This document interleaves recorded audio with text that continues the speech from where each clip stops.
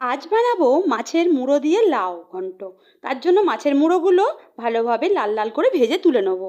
আর কড়কড়া কড়াই ভেজে নেবো। আর যে তেলটা থাকবে তাতেই সামান্য কালো জিরা, একটু হলুদ আর একটু নুন দিয়ে লাউটা দিয়ে দেবো ভাপাতে।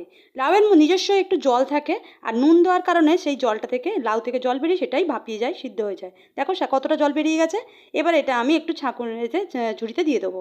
তারপর আবারও কড়াইতে দিয়ে দেবো তেল, দিয়ে দেবো কাঁচা লঙ্কা আর একটু পেঁয়াজ আর টমেটো দিয়ে ভালোভাবে নাড়াচাড়া করে দেবো। তোমরা এখানে শুকনো লঙ্কা তেজপাতা ব্যবহার করতে পারো, আমি এখানে শুকনো লঙ্কাটা দিইনি বাচ্চা ঝাল হওয়ার কারণে। আর দিয়ে দিলাম আদা বাটা, রসুন বাটা, লঙ্কা, হলুদ, আবার নুন দিয়ে এবার ভালোভাবে কষিয়ে নিচ্ছি। আর দেওয়ার পর মুড়োটা দিয়ে দিলাম, মুড়োটাকে ভালোভাবে খুন্তি দিয়ে ভেঙে আর দিয়ে দিলাম ভাপানো লাউটা। এবারে সামান্য একটু জল দিয়ে লাউয়ের সেই জলটাই দিয়ে দিলাম, দিয়ে নেড়ে চেড়ে তৈরি হয়ে গেছে আমার মাছের মুড়ো দিয়ে লাউ ঘন্ট। তুলে নিলাম গরম ভাতে। এই রেসিপিটা দারুণ লাগে। যারা যারা ভালোবাসো অবশ্যই লাইক করে দিও। টাটা।